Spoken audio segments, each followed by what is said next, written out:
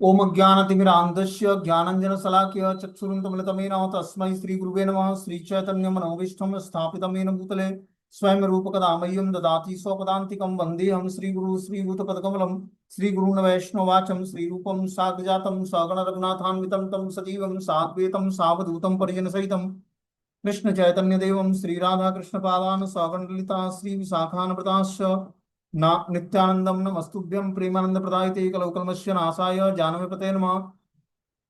नमो महावदन्याय कृष्ण प्रेम प्रदायते कृष्णाय कृष्ण चैतन्य नामिने गौरव नमः। पंचतत्वात्मकं कृष्णं भक्त रूप स्वरूपकं भक्तावतारं भक्ताख्यं नमामि भक्ति शक्तिकं। हे कृष्ण करुणा सिंधु दीनबंधु जगतपते गोपेश गोपिका कांत राधा कांत नमस्तुते तप्त कांचन गौरांगे श्री राधे वृंदावनेश्वरी वृषभानुसुते देवी प्रणमामि हरिप्रिये वाञ्छाकल्पतरुभ्यश्च कृपा सिन्धुभ्येव च पतितानां पावनेभ्यो वैष्णवेभ्यो नमः। जय श्री कृष्ण चैतन्य प्रभु नित्यानंद श्री अद्वैत गदाधर श्रीवासादि श्री गौर भक्तवृंद। हरे कृष्ण कृष्ण कृष्ण हरे हरे, हरे राम राम राम हरे हरे। इसमें आज हम लोग को श्रीमद् भगवद गीता यथारूप अध्याय 17, टाइटल है श्रद्धा के विभाग, और श्लोक संख्या 20 नंबर पढ़ना है। बोलते हैं दातव्यमिति यद्दानम दीयते अनुपकारिणे देशे काले च पात्रे च तद्दानम सात्विक स्मृतम। जो दान कर्तव्य समझकर किसी प्रत्युत्तर की आशा के बिना समुचित काल और स्थान में और योग्य व्यक्ति को दिया जाता है वो सात्विक माना जाता है।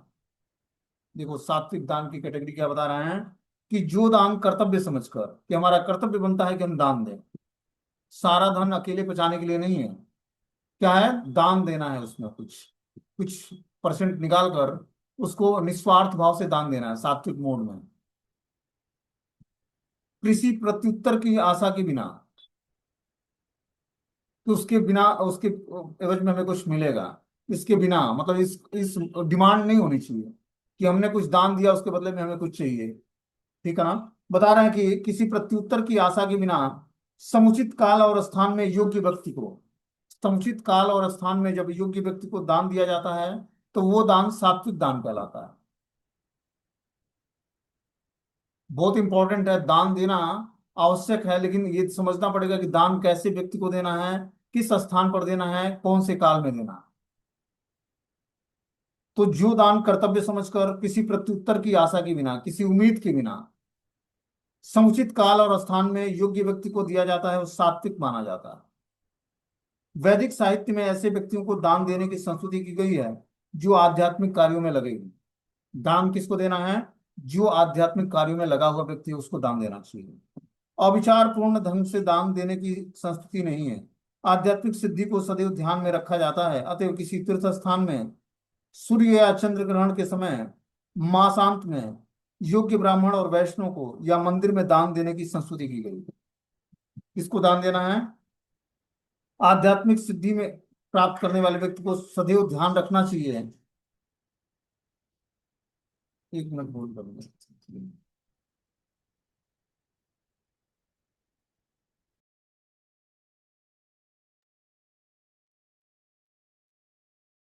तो यहाँ पर बता रहे हैं कि वैदिक साहित्य में ऐसे व्यक्ति को दान देने की संस्तुति की गई है जो आध्यात्मिक कार्यों में लगा हो।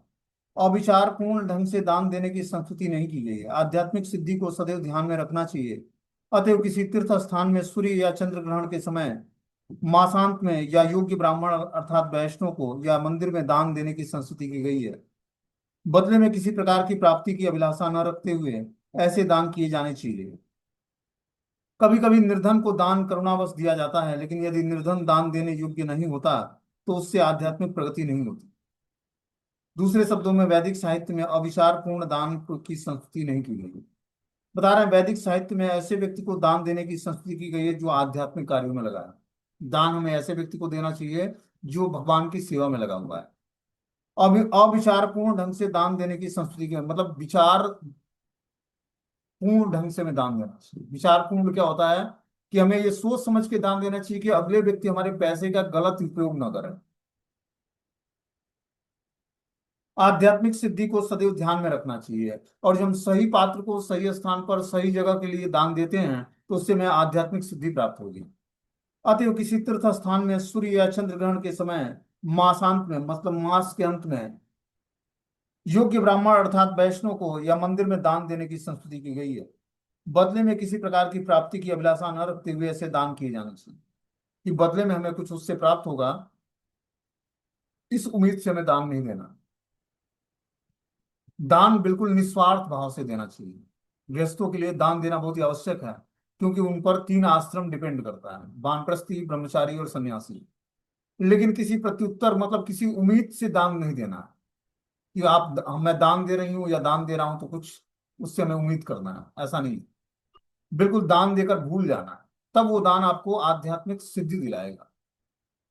कभी कभी निर्धन को दान करुणावश दिया जाता है, लेकिन यदि निर्धन दान देने योग्य नहीं है तो उससे आध्यात्मिक प्रगति नहीं होती। कभी कभी हम लोग दान तो देते हैं, लेकिन निर्धन को देते हैं जो गरीब है, लेकिन वो योग्य व्यक्ति नहीं है, क्योंकि वो आध्यात्मिक प्रगति उससे नहीं होगी। आप दान तो किसी गरीब को दे देते हो, लेकिन उससे आध्यात्मिक प्रगति नहीं होगी, उससे आपको पुण्य फल मिलेगा।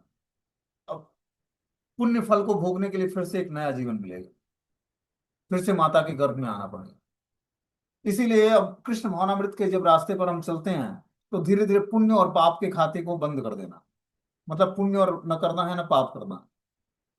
और कृष्ण भक्ति में जब तीव्रता लाओगे तो हमारे पाप पुण्य के दोनों खाते निरस्त कर देंगे भगवान। ठाकुर जी क्या करते हैं, पाप और पुण्य के दोनों खाते निरस्त हो जाते हैं। नहीं तो पुण्य भोगने के लिए फिर से व्यक्ति को जन्म लेना पड़ेगा। लंगर लगवाया, प्याऊ लगवा दिया, कुआं खुदवा दिया, हॉस्पिटल बनवा दिया, वृद्धाश्रम बनवा दिया, ये सब क्या है? ये सब हमें स्वीकृति देता है, पुण्य फल देता है। लेकिन जो कार्य जो है भगवान, गुरु और वैष्णव की प्रसन्नता के लिए की जाती है, वो हमें आध्यात्मिक स्वीकृति देता है, आध्यात्मिक प्रोग्रेस का मार्ग दिखाता है, हमें आध्यात्मिक सिद्धि के लिए आगे बढ़ाता है। तो इस कार्य के लिए हमें प्रयास करना चाहिए कि हम आध्यात्मिक सिद्धि कैसे प्राप्त करें। तो अगर जो हम दान सही पात्र को सही स्थान पर सही समय में देंगे, तो उससे हमें आध्यात्मिक सिद्धि प्राप्त होगी। ठीक है, आगे बता रहा कि यत्युप्रत्युपकारार्थम फलमुद्दिश्य वा पुनः दीयते च परिकृष्टम तद्दानम राजसम स्मृतम। किंतु जो दान प्रत्युत्तर की भावना से या कर्म फल की इच्छा से या अनिच्छा पूर्वक किया जाता है वह रजोगुणी दान कहलाता है। देखो रजोगुणी दान क्या कहलाता है? जो दान प्रत्युपकार की भावना से, किसी पर उपकार की भावना से देते हो, कि मैं दान ना दूं तो इसका खर्चा कैसे चलेगा। दान तो दिया आपने, लेकिन उपकार दिखाया, उस पर एहसान दिखाया। कर्म फल की इच्छा से, कि कुछ हम दान दे रहे हैं उसके बदले में कुछ मिलना चाहिए, या अनिच्छा पूर्वक दे दिए दान, कि इच्छा नहीं है, आप किसी के दबाव में आ गए, या फिर कोई आ गया ऐसा व्यक्ति, इच्छा तो नहीं है दान देने की, लेकिन अब देना पड़ रहा है, जबरदस्ती दान दे रहा है अनिच्छा पूर्वक, ये दान राजसी दान कहलाता है। बता रहे हैं दान कभी स्वर्ग जाने के लिए दिया जाता है, तो कभी अत्यंत कष्ट से, या कभी इस पश्चाताप के साथ कि मैंने इतना व्यय इस तरह क्यों किया। कभी कभी अपने वरिष्ठ जनों के दबाव में आकर भी दान दिया जाता है, ऐसे दान रजोगुण में दिए गए माने जाते हैं। ऐसे अनेक दातव्य न्यास हैं जो अन्य संस्थाओं को दान देते हैं, जहां इंद्रिय भोग का बाजार गर्म रहता है। वैदिक शास्त्र ऐसे दान की संस्तुति नहीं करते, केवल सात्विक दान की संस्तुति की जाती है। तो दान हमें इस भावना से नहीं देना चाहिए, किसी के ऊपर प्रति उपकार की भावना से, कि मैं उपकार कर रही हूँ या उपकार कर रहा हूँ दान देकर, या कर्म फलों की इच्छा से कि हमें उससे कुछ कर्म मिलेगा, कुछ फल मिलेगा उस कर्म का, या अनिच्छा पूर्वक की इच्छा नहीं और दान दे रहे हैं। ऐसे दान रजोगुणी दान कहलाते हैं, कि मैंने इतना व्यय किया है, इस तरह क्यों किया। कभी कभी हम अपने वरिष्ठ जनों के दबाव में आकर दान देते हैं, ऐसे दान रजोगुण में दिए गए दान माने जाते हैं। ऐसे अनेक दातव्य न्यास हैं जो अन्य संस्थाओं को दान देते हैं, जहाँ इंद्रिय भोग का बाजार गर्म रहता है। वैदिक शास्त्र ऐसे दान की संस्तुति नहीं करता, केवल सात्विक दान की संस्तुति करता है। तो ऐसे दान जो राजसी दान है, ये हमें नहीं करना चाहिए, ये इंद्रिय भोग की तरफ आकर्षित करते हैं और हमें पुण्य फल देता है। आगे बता रहे हैं कि अदेश काले यद्दानम पात्रेभ्यश्च दीयते असत्कृत्य व ज्ञात्यम तत्तामम समुदाहृतम। तथा जो दान किसी अपवित्र स्थान में अनुचित समय में किसी अयोग्य व्यक्ति को बिना समुचित ध्यान तथा आदर से दिया जाता है, वह तामसिक कहलाता है। तो जो दान अपवित्र स्थान में अनुचित व्यक्ति को, अयोग्य व्यक्ति को बिना समुचित ध्यान और आदर के दिया जाता है, वो तामसिक दान कहलाता है। यहाँ पर मद्यपान या धृत घृणा में व्यसनीय के लिए दान देने का आपको प्रोत्साहन नहीं दिया जाता। ऐसा दान तामसी होता है। ऐसा दान लाभदायक नहीं होता, वरना इससे पापी पुरुषों को प्रोत्साहन मिलता है। इसी प्रकार यदि बिना सम्मान या ध्यान दिए किसी प्रत्युत्तर व्यक्ति को दान दिया जाता है तो वो तामसिक कहलाता है।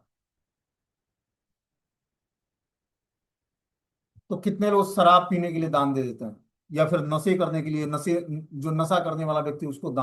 तो जो ऐसा दान है, जो किसी हम गलत व्यक्ति को गलत समय में गलत स्थान पर जो दान देते हैं, तो उसका परिणाम हमें तामसिक मिलता है। मतलब उसके हमें रिएक्शन भोगने पड़ते हैं। जैसे मान लो कि हम रोड पे जाते हैं और कोई भिखारी है, उसको हमने दान दे दिया।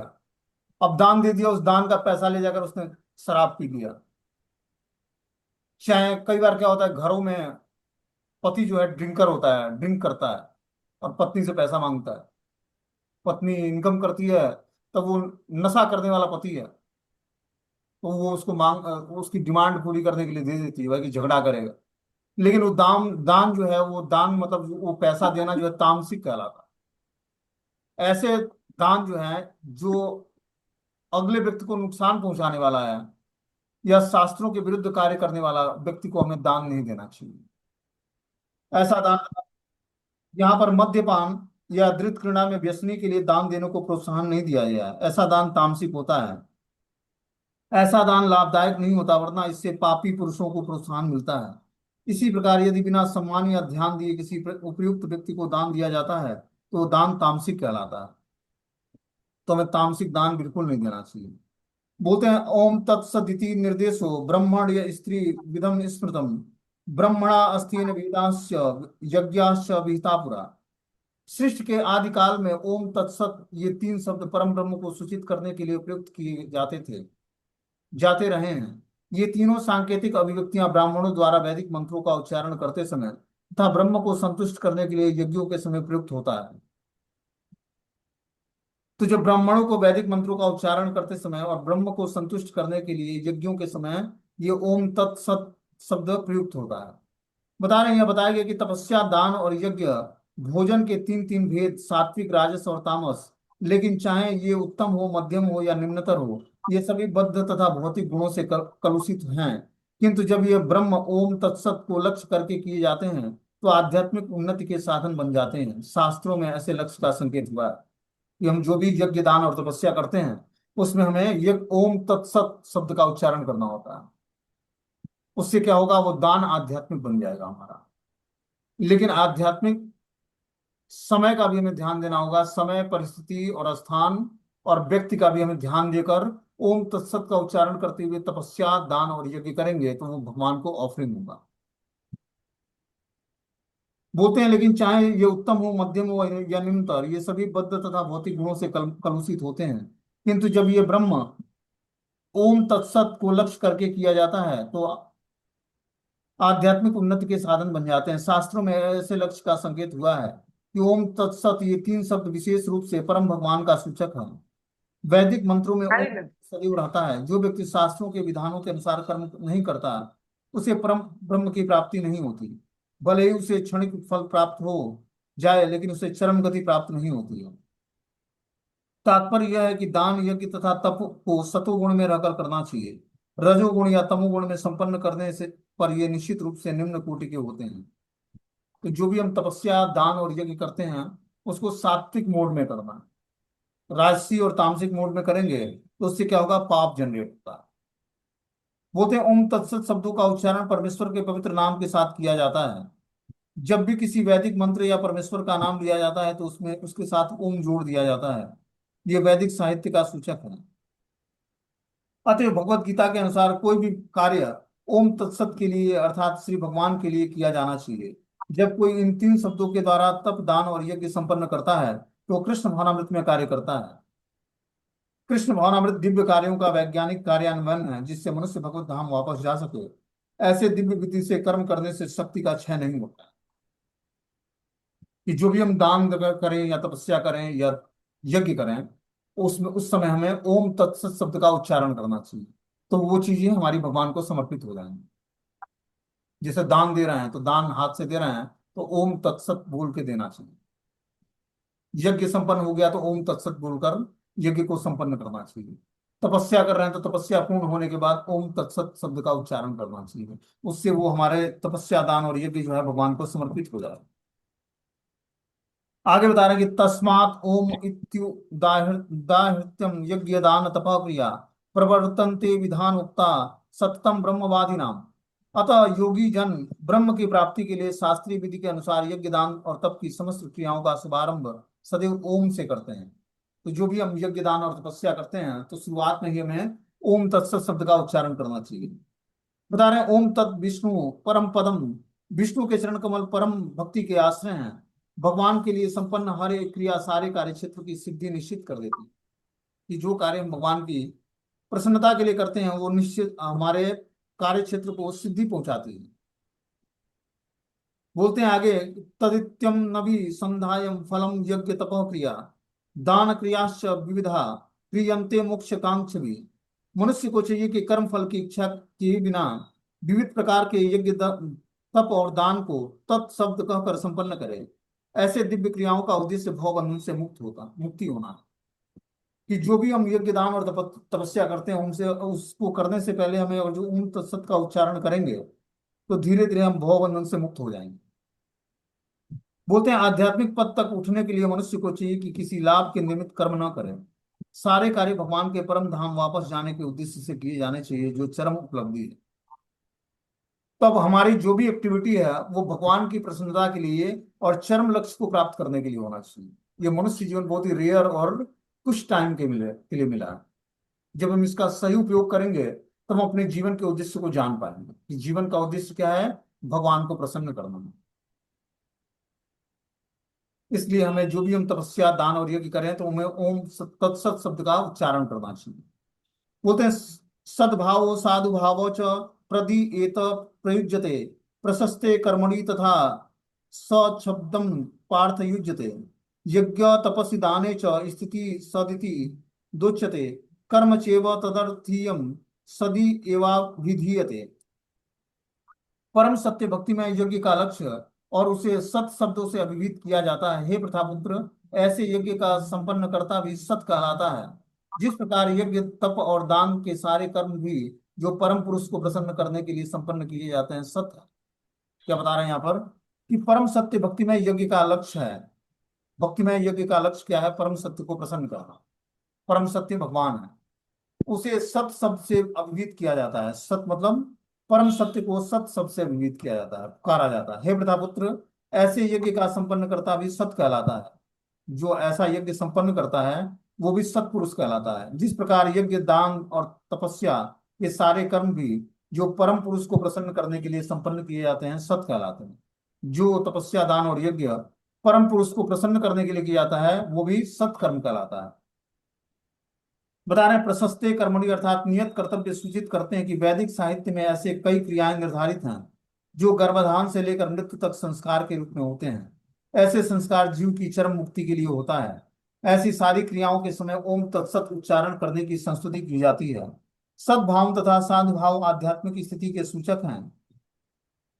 कृष्ण भावनामृत में कर्म करना सत है और जो व्यक्ति कृष्ण भावनामृत में कार्यों में के प्रति सचेष्ट रहता है वो साधु कहलाता है। तो बता रहे हैं कि ओम तत्सत का उच्चारण करना बहुत ही आवश्यक है। इससे क्या होता है? सद्भावना तथा साधुभाव आध्यात्मिक स्थिति के ये सूचक है कि जब हम ओम तत्सत करके उच्चारण करके जो भी तपस्या दान और यज्ञ करते हैं तो वो हमें कृष्ण भावनामृत के रास्ते पर चलने में प्रोग्रेस दिलाता है। और वो सद्भावना और साधुभाव आध्यात्मिक स्थिति का सूचक है। हमारे अंदर सद्भावना उत्पन्न करता है और साधु की भावना उत्पन्न करता है और आध्यात्मिक स्थिति का सूचक होता है। कृष्ण भावनामृत में कर्म करना सत है। जो व्यक्ति कृष्ण भावनामृत के कार्यों के प्रति सचेष्ट रहता है वो साधु कहलाता है। श्रीमद् भागवतम में कहा गया कि भक्तों की संगति में आध्यात्मिक विषय अस्पष्ट हो जाता है। इसके लिए सताम प्रसंगाम शब्द व्यवहृत हुआ है। बिना सत्संग के दिव्य ज्ञान उपलब्ध नहीं हो पाता। किसी को दीक्षित करते समय या यज्ञोपवीत धारण कराते समय ओम तत्सत शब्दों का उच्चारण किया जाता है। इसी प्रकार सभी प्रकार के यज्ञ करते समय ओम तत्सत या ब्रह्म की चरम लक्ष्य होता है। तदर्थीयम शब्द ब्रह्म का प्रतिनिधित्व करने वाले किसी भी कार्य में सेवा करने का सूचक है, जिससे भगवान के मंदिर में भोजन पकाना तथा सहायता करने जैसी सेवाएं या भगवान के यश का प्रसार करने वाला अन्य कोई भी कार्य सम्मिलित है। इस तरह ओम तत्सत शब्द समस्त कार्यों को पूरा करने के लिए कई बार प्रयुक्त किया जाता है। तो जो भी हम आध्यात्मिक कार्य करते हैं उसको कार्य को संपन्न करने से पहले शुरू करने से पहले ही हमें ओम तत्सत का उच्चारण करना चाहिए, और कार्य संपन्न करने के बाद भी ओम तत्सत का उच्चारण करना चाहिए। जो भी हम दान करें, तपस्या करें या यज्ञ करें, तब उससे भगवान विष्णु को वो समर्पित हो जाएगा। बोलते हैं अश्रद्धाहुतम दत्तम तपस्तप्तः कृतम च यत् असदीत्यो उच्यतम पार्थम न च सत्प्रीत्य नो इह। हे पार्थ, श्रद्धा के बिना यज्ञ दान और तप के रूप में जो भी किया जाता है वह नैश्वर्य है, वह असत कहलाता है, इस जन्म और अगले जन्म दोनों में ही व्यर्थ जाता है। तो बिना श्रद्धा के जो भी हम यज्ञ दान और तपस्या करते हैं वह नैश्वर्य है और असत है, इस जन्म और अगले जन्म दोनों ही को व्यर्थ कर देता है। इसलिए श्रद्धा होना आवश्यक है। सारा खेल जो है आध्यात्मिक जीवन में श्रद्धा पर डिपेंड करता है। श्रद्धा शब्द है विश्वास के लिए सुदृढ़ निश्चय। श्रद्धा से विश्वास उत्पन्न होता है। जितनी हमारी श्रद्धा प्रगाढ़ होगी उतना ही हम भगवान पर विश्वास हमारा बढ़ता जाएगा, अपने गुरु पर विश्वास बढ़ता जाएगा, साधुओं पर, शास्त्र पर हमारा विश्वास बढ़ता जाएगा। बता रहे हैं चाहे यज्ञ हो, दान हो या तप, बिना आध्यात्मिक लक्ष्य के व्यर्थ रहता है। अतः इस श्लोक में यह घोषित किया गया कि ऐसे कार्य कुत्सित हैं। प्रत्येक कार्य कृष्ण भावनामृत में रहकर ब्रह्म के लिए किया जाना चाहिए। संपूर्ण वैदिक साहित्य में भगवान में श्रद्धा की संस्तुति की गई है। ऐसी श्रद्धा तथा समुचित मार्गदर्शन के बिना कोई फल नहीं मिल सकता। समस्त वैदिक आदेशों के पालन का चरम लक्ष्य कृष्ण को जानना है। इस सिद्धांत का पालन किए बिना कोई सफलता प्राप्त नहीं कर सकता। इसलिए सर्वश्रेष्ठ मार्ग यही है कि मनुष्य प्रारंभ से ही किसी प्रमाणिक गुरु के मार्गदर्शन में कृष्ण भावनामृत में कार्य करे। सब प्रकार से सफल होने का यही मार्ग है। देखो, कृष्ण भावनामृत के रास्ते पर प्रमाणिक गुरु के अंडर में रहकर जब हम उनके बातों को मानते हुए जो भी तपस्या दान और यज्ञ करेंगे, तब तपस्या दान और यज्ञ का पूर्ण फल मिलेगा। उस तरह से नहीं मिलेगा। इसीलिए मार्ग निर्देशन आवश्यक है। जब तक हम किसी के मार्ग निर्देशन में आध्यात्मिक एक्टिविटी अपनी नहीं करेंगे तब तक हमें पूर्ण फल नहीं मिलेगा।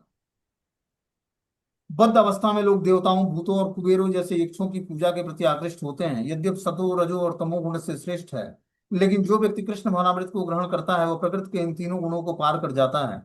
यद्यपि क्रमक उन्नति की विधि है, किंतु शुद्ध भक्तों की संगत में यह, यदि कोई कृष्ण भावनामृत ग्रहण करता है तो यह सर्वश्रेष्ठ मार्ग है। इस अध्याय में इसी की संस्तुति की गई है। इस प्रकार से सफलता पाने के लिए उपयुक्त गुरु प्राप्त करके उसके निर्देशन में प्रशिक्षण प्राप्त करना चाहिए। तभी ब्रह्म में श्रद्धा हो सकती है। जब काल कर्म क्रम में यह श्रद्धा परिपक्व होती है तो उसे ईश्वर प्रेम कहते हैं। यही प्रेम समस्त जीवों का चरम लक्ष्य है। अतः मनुष्य को चाहिए कि सीधे कृष्ण भावनामृत ग्रहण करे। इस 17वें अध्याय का यही संदेश है। तो बता रहे हैं कि इस प्रकार से सफलता पाने के लिए उपयुक्त गुरु प्राप्त करके उसके निर्देश में प्रशिक्षण प्राप्त करना आवश्यक है। आध्यात्मिक जीवन में बिना गुरु के निर्देश के हम प्रशिक्षण प्राप्त नहीं कर सकते। तो प्रशिक्षण प्राप्त करने के लिए हमें आध्यात्मिक गुरु को स्वीकार करके उनके आदेश का पालन करना चाहिए। तब जाकर हम धीरे धीरे जो है ईश्वर प्रेम के रास्ते पर आगे बढ़ पाएंगे। तभी हम ब्रह्म में श्रद्धा हो सकेगी, और हम श्रद्धा हमारी परिपक्व होगी, और परिपक्व श्रद्धा ही प्रेम का स्वरूप बनेगा। यही प्रेम समस्त जीवों का चरम लक्ष्य है। अतः मनुष्य को चाहिए कि सीधे कृष्ण महामृत ग्रहण करें। यही 17वें अध्याय का संदेश है कि हमें डायरेक्टली कृष्ण महामृत का मार्ग चुनना चाहिए, और देवी देवताओं की उपासना से बचकर और डायरेक्टली भगवान की उपासना करनी चाहिए। तब जाकर हम भगवान को प्रसन्न कर पाएंगे। यही 17वें अध्याय का संदेश है। इस प्रकार ये श्रद्धा की विभाग नामक 17वां अध्याय समाप्त हो जाता है। अब 18वां अध्याय है उपसंहार, संन्यास की सिद्धि। इसको हम लोग अगले क्लास में कल से सुनेंगे। और इसमें 78 श्लोक है।